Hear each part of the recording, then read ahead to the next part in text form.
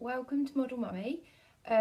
This is just a very quick video to tell you about a gender test that I did very early on in this pregnancy.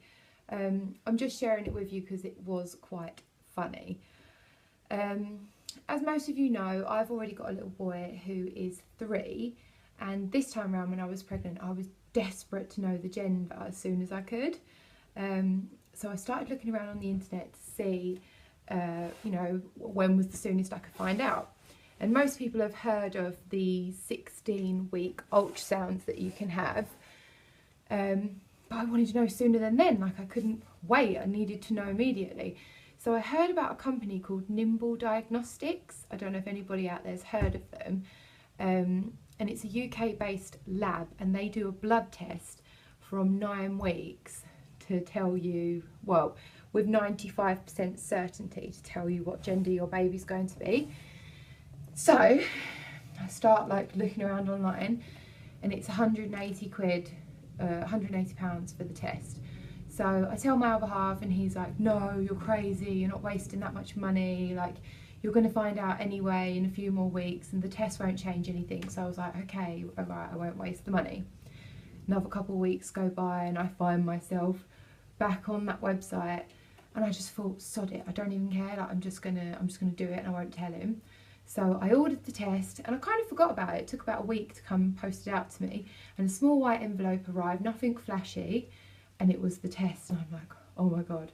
So I decide that I'm gonna go ahead, I'm not gonna tell anybody, and I'm gonna do the test and then surprise everybody when I find out what the result is. So upon reading the instructions, there are a few things that you have to do with the test. So let me kind of briefly explain how it works. Obviously, when you have an ultrasound to find out the gender of your baby, the sonographer is looking at the baby to find out the gender. But when you have a blood test, they're actually just looking at your blood. So it works on the theory that I'm a girl, all the DNA in my blood will be girl DNA. Therefore, if they find any male DNA, I must be carrying a male baby. If I was carrying a female baby, they wouldn't find any male DNA. There'd just be female DNA, just mine and just the girl baby.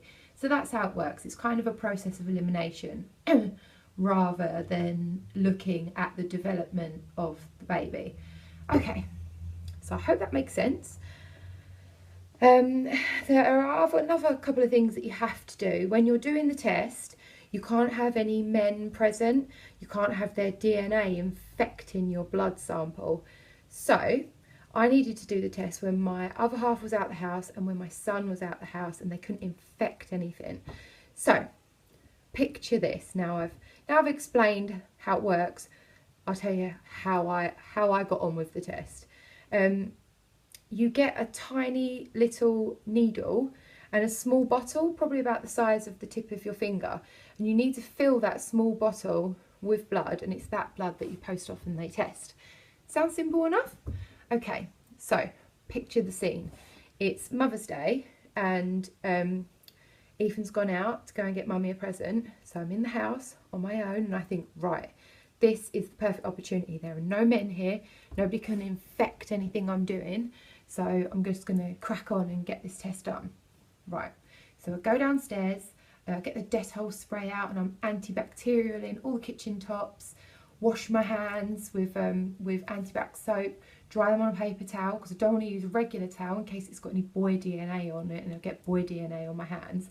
So yeah, I dry my hands on paper towel, and then sterile hand gel, so I am perfectly sterile. I'd already laid out all my equipment, like this was like real surgery on my kitchen worktop. I had I Dettoled everything, then I had a paper towel, and then I had the instructions and the pin pricker and the little blood bottle all laid out, ready to go. Okay, so I pick up the little lance or the little needle, whatever you call it, and I'm there getting ready to prick my finger. And do you know what? It actually takes quite a lot of guts to stab yourself in the finger, to know you're going to actually hurt yourself. Obviously, when you have a blood test, normally somebody else does it. So I work up the courage to prick my own finger, and just as I do it, I get like an overwhelming urge of morning sickness, and I'm thinking, oh my god, I'm going to be sick in the kitchen sink, what am I going to do? So I'm like, doing all my deep breathing and stuff like that. I'm getting like sweaty. You should see me. I'm taking my clothes off in the kitchen, taking my scarf off, taking my jumper off. And my fingers aren't bleeding. And I can't work out whether I'm not stabbing myself hard enough or I'm just like, I'm not much of a bleeder anyway. So maybe like nothing was coming out my fingers and I'm squeezing and I'm getting all faint and queasy. And I'm leaning on the worktop thinking, oh my God, what am I going to do? By this time, I probably pricked like all 5 of my fingers. Nothing's coming out. I'm just sweaty and I feel sick. And then I hear the front door go and it's Ethan. Mummy, we've got you a present. And I'm saying, stop. Don't come in the kitchen. You can't come in here. I don't want you to infect my sterile space. And it was just a nightmare. So by this point, I'm like so faint, I'm sat on the kitchen floor and I'm thinking, I'm going to have to abort this mission. This is not going to work for me. So I'm thinking, oh, I need help here. I'm going to need some like assistance. So I text my sister. She's a dental hygienist. So I know she's not a surgeon or a doctor or a nurse, but she's the nearest thing I've got. She handles needles and blood every day. And I text her and I just say, look, I need your help. I can't do this on my own. So she says, cool, okay, like, everyone's going around Mum's house tomorrow. Bring everything round. We'll do it at Mum's house. So the next day, I turn up at my mum's house and I say to my sister, right, come on, we need to do this. I need your help. So we have to make a sterile atmosphere. And that is no easy task at my mum's house because boy-wise, we've got my dad, I've got 2 brothers, my son, my partner, and my sister's boyfriend. That's 6 boys that can infect the place. Anyway, so we shut all the boys out and same thing, wash my hands, paper towel and everything.